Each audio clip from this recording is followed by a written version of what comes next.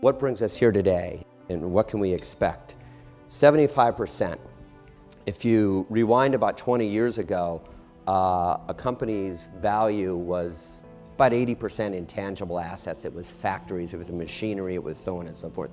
Today, they basically say about 75% of a company's assets is its brand. So think about that. Ernst & Young did a survey of CFOs and CEOs, and 68% responded with legal and regulatory challenges is the number one issue that their companies face. So the number one issue, not competition, not the economy, it's legal and regulatory challenges.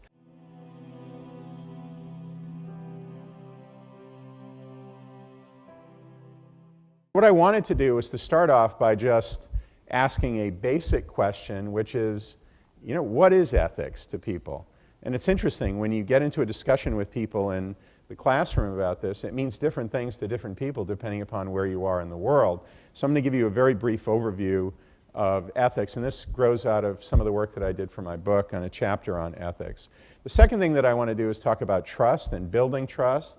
And as Susan alluded to, trust is at an all-time low. I'm going to give you some of the statistics that are out there around trust. And there's nothing more important than trying to think about having trust if you want to have people think about you as an ethical company or to be a responsible citizen of the world.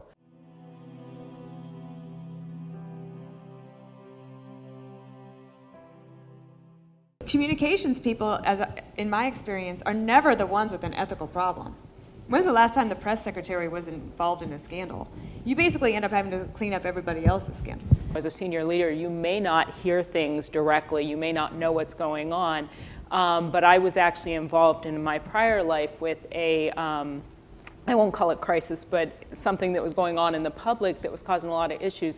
The biggest turnaround for us was when we started listening to what the public was saying on social media and stopped talking our message and started responding to their questions. You have this whole large group of employees, and they're going to be on social media. You can't prevent them. You can't say it's absolutely forbidden. There are all kinds of issues around that. So you need to really be engaged in communicating with your employees about how you expect them to behave on social media. I don't think you can prohibit it, and therefore, by definition, you are in social media. Communicator, my job is to ensure that, no, you can disclose that. You can disclose this, this, this, and this, and you should. We try to live by our mantra is maximum disclosure, minimum delay.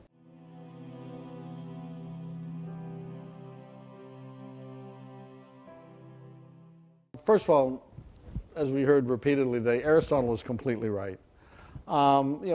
Ethics is really nothing more than practice good behavior.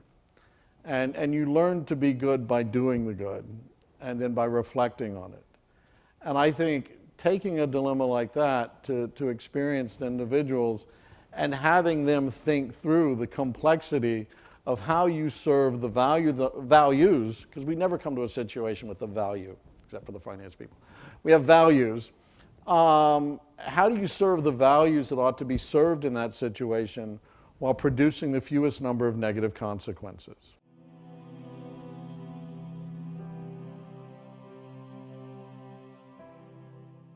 Communications today requires courage, and I do think it's a driver of that connectivity. And then the last point, which is just something that I say quite often, which comes from our work on the topic on trust.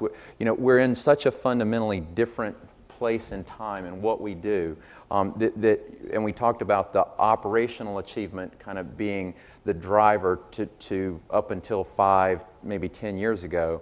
I kind of summarize that for clients and say, what you do matters, but how you do that matters more. And so I think the transparency that's been forced on enterprises today requires just some courageous conversations and kind of a different way of not just thinking, but of behaving. 3 really key trends I could hear were, boy, trust is at an all-time low. I was very disappointed to hear that 90% of the people in the Edelman Trust Barometer did not trust corporations. That just talks about how much work we have.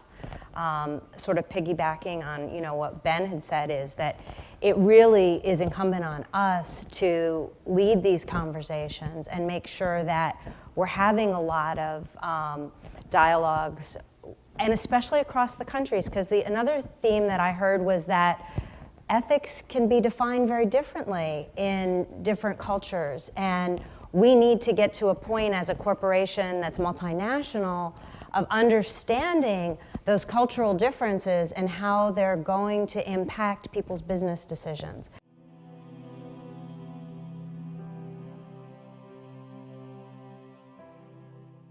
There's nothing more fulfilling than having your organization being named as the world's most ethical company. The reality is that any other awards, whether it's Best Legal Department or Best Communications Department, it will always run a distant second to being the world's most ethical. I think that all of us across the C-suite are in the midst of what I would call a truly defining time. Roger and Gary just talked about it. We all share in owning that corporate character. So we have a responsibility to lead the way and an opportunity to transcend the implied limitations of our job descriptions. And it's a responsibility that's very much interdependent.